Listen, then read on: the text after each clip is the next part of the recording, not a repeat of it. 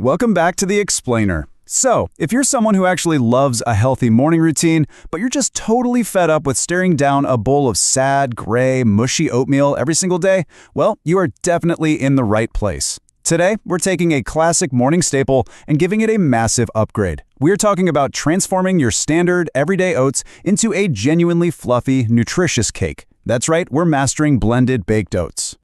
Okay, let's dive into this. Seriously, what if you could just eat cake for breakfast? Now, I know for most of us, that sounds like a huge cheat day, right? Like something you'd only pull off on your birthday. But as you'll see in today's explainer, blended baked oats are basically the ultimate breakfast cheat code.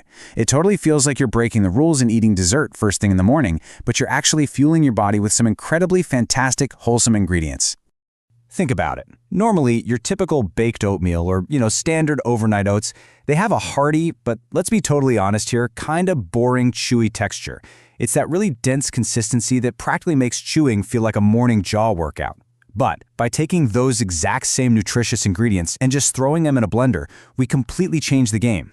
We produce this remarkably soft, decadent, fluffy, cake-like alternative. It literally feels like you're eating a rich dessert, but completely guilt-free. And the best part, you get to make it exactly as healthy or as indulgent as you want. Section 1, the base batter, your foundation for fluffiness. Let's get right to it. Building your confidence with this really starts right here. We need to perfect this one simple, highly customizable base recipe. And honestly, it is so straightforward. You're going to start with half a cup of rolled or quick oats. But hey, quick warning here, definitely do not use steel-cut oats for this, okay? They just won't give you that soft texture we're looking for. Next up, you need half a teaspoon of baking powder. That right there is absolutely crucial. It's the magic ingredient that gives us that beautiful fluffy lift. Then, pour in a quarter cup of milk, any milk you like, almond, oat, whatever works perfectly. And crack in one large egg to just bind the whole thing together. Oh, and if you're vegan, no worries, you can totally just skip the egg. Finally, you want half of a really ripened banana. We're talking heavily spotted or brown here. Those spots mean it's naturally super sweet and it's going to pack incredible moisture right into the cake. Now hang on, I can already hear some of you thinking, there is no way I'm taking out and washing a blender every single morning. I get it. So here's a massive time-saving trick. If you absolutely hate blending, just substitute those whole oats for 1/3 cup of oat flour. You can easily just grab a bag at the grocery store or buzz up a big batch of whole oats in your food processor on the weekend. Keep that flour on hand, and then all you have to do is toss your ingredients into a bowl and whisk them together. Boom! Zero blender cleanup required, and it saves you a ton of time on a busy Tuesday morning. Moving on to Section 2, mix, prep, and bake. 3 steps to breakfast. Let's see how this builds.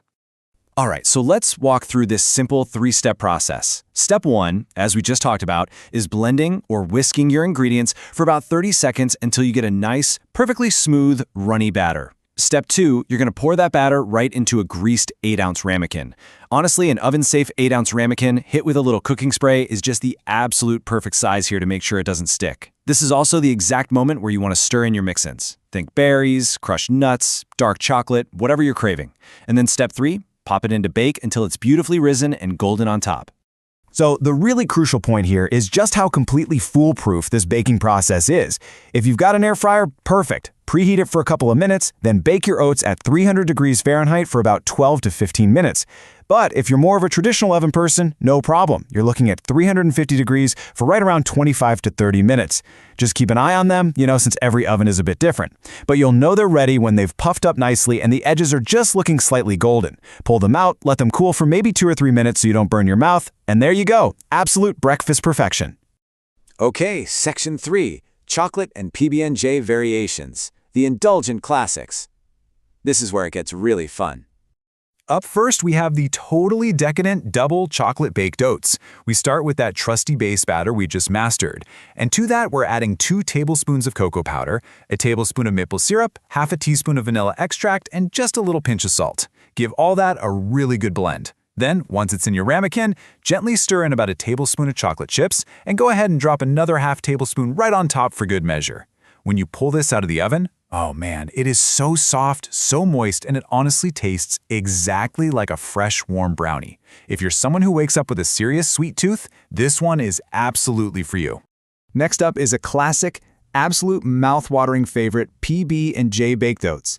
You're going to take that same exact base batter, Add in your maple syrup, the vanilla, and that pinch of salt. But right here is the secret. It is all about the layering technique. Only pour half the batter into your ramekin to start. Then, right in the center, drop in a tablespoon of heated jam, maybe mixed with some frozen berries, right next to a big tablespoon of natural peanut butter. Then simply pour the rest of your batter right over the top to seal the whole thing in.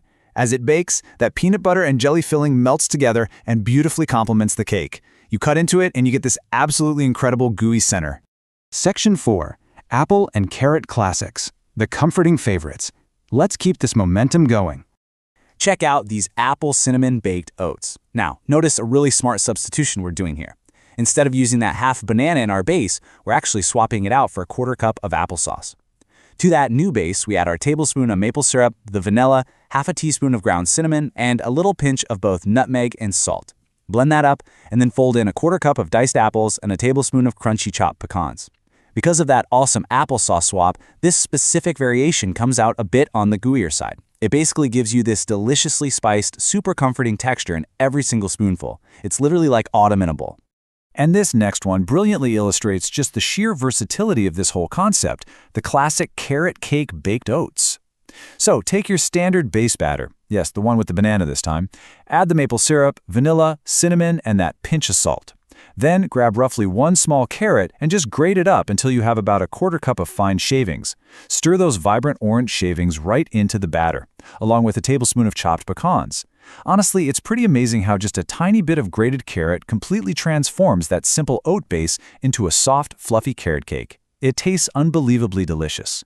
Now, before we wrap this explainer up, I do want to leave you with a massive point regarding convenience. If your weekday mornings are just an absolute chaotic rush, you definitely don't have to make these from scratch every single day. You can easily meal prep these. Just bake a few ramekins ahead of time on Sunday, pop them in the fridge where they'll stay good for up to 5 days, and then just throw it in the microwave to reheat right before you eat.